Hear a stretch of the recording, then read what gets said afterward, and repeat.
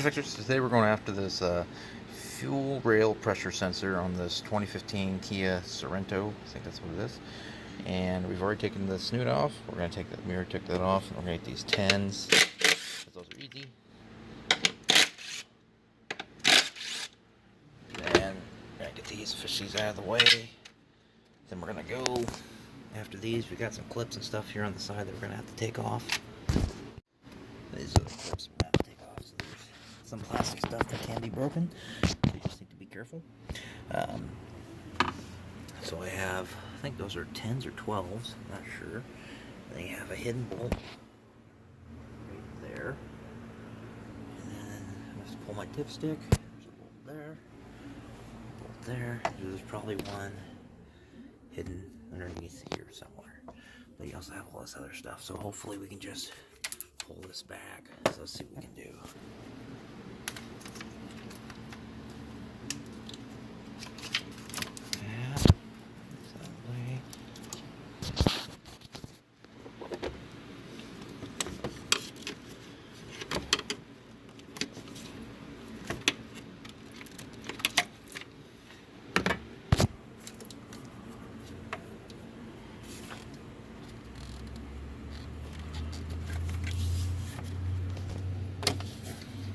Pull up on that one. There's that push clip. Push clip there. Breathing room for your stuff. Well, this might be okay.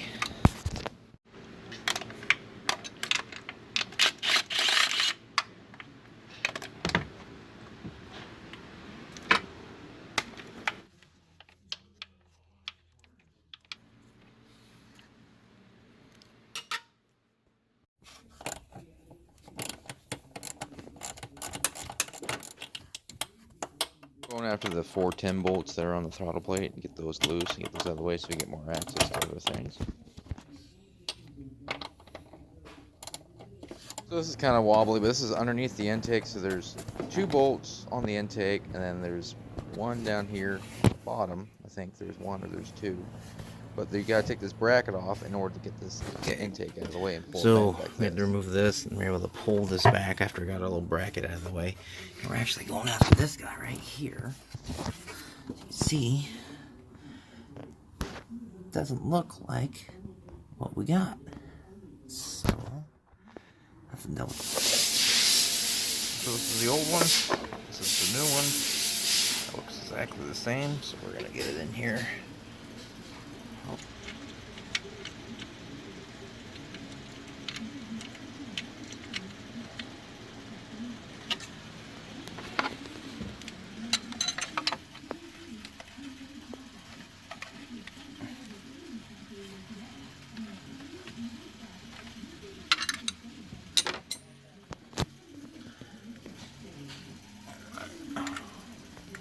Side note, when your valves are this dirty, you can burn valves. This is what happens when you have direct ported injection instead of your old style injection.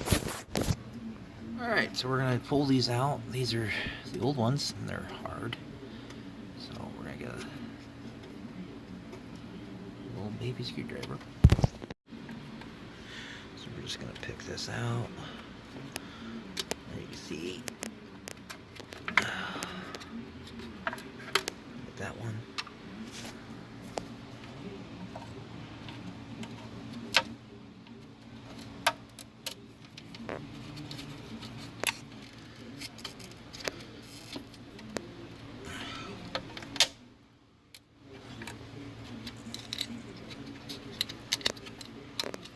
So when you put the new ones in there, you want to make sure you line the little tabs up with the proper hole and just massage it in there until it's flush, or flush.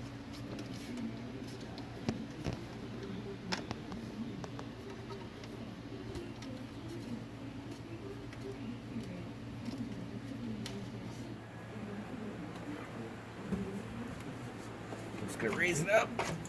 You gotta watch out for that dipstick hole. We'll clean that off a little bit.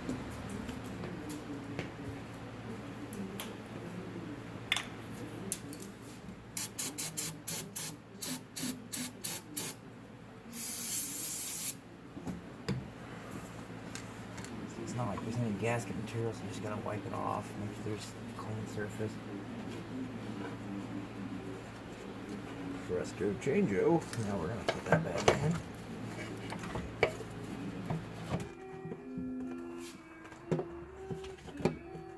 There we go. So now we're gonna get this nut on here.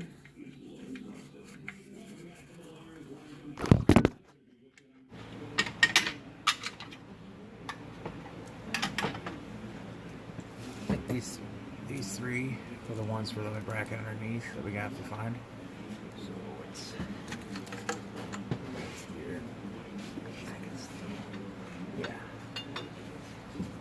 So when you're doing this job, you want to make sure that you don't forget this. This is a cover for the injectors. Actually, if you leave it out, there could be a noise complaint because the injectors for the common or for the high fuel injection system, it can cause a noise complaint because they're so loud. So if you forget this, you could have a complaint being it too loud. So I'm going to go ahead and take this back off and stuff it in here.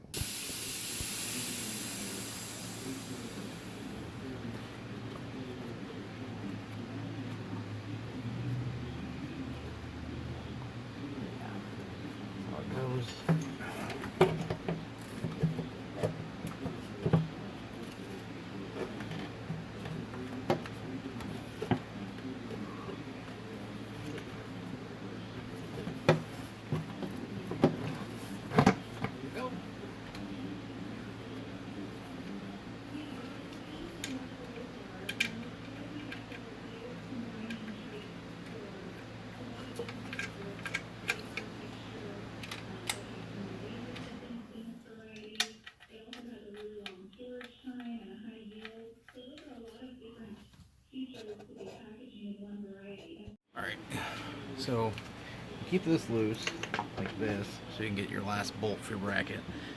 Put your bracket in.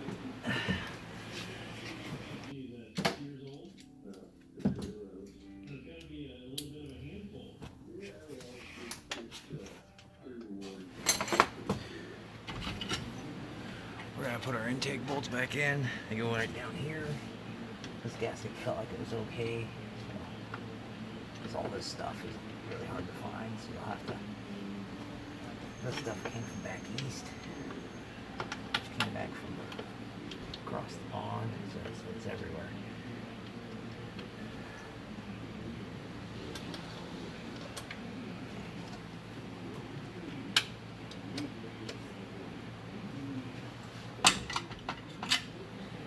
So we're going to go ahead and tighten this up.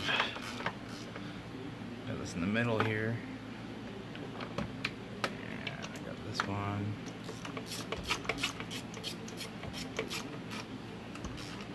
And the middle one there, I use a little bit of grease to keep the bolt in. And then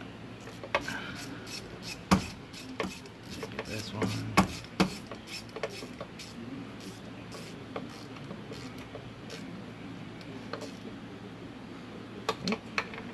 This one.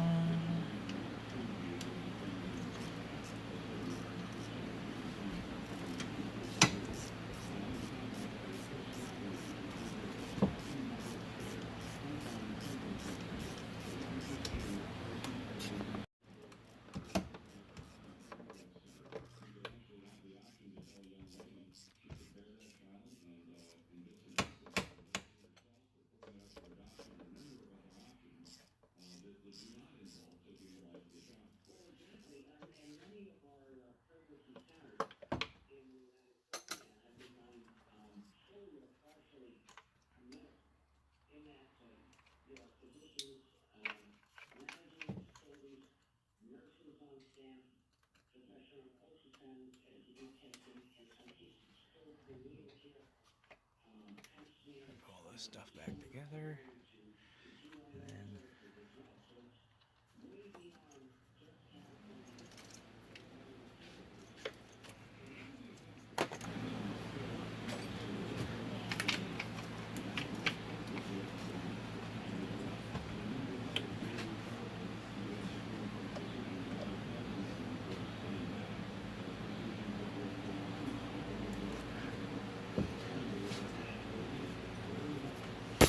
want to make sure that you hook your tubes up. These ones right here. So I'm going to use the spring clamp, get those on there, and then put this stuff back in place. And we're pretty much back to where we're almost done.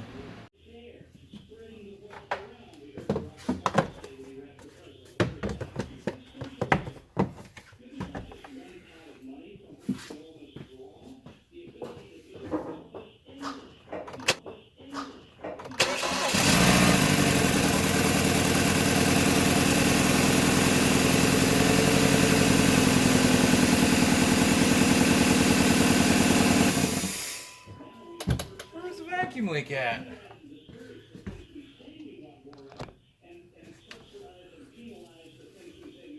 That's how you do that. The only thing I didn't show in there was how I relieved the pressure. I opened the tank, relieved the pressure, and then I let it sit for like a day.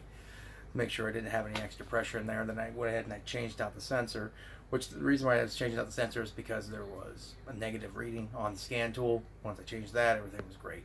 So thanks for watching. If you have any questions or like that, just give me a like and subscribe and tell a friend about it. So thanks for watching. Thanks are good. Be a fixer. Be your own hero.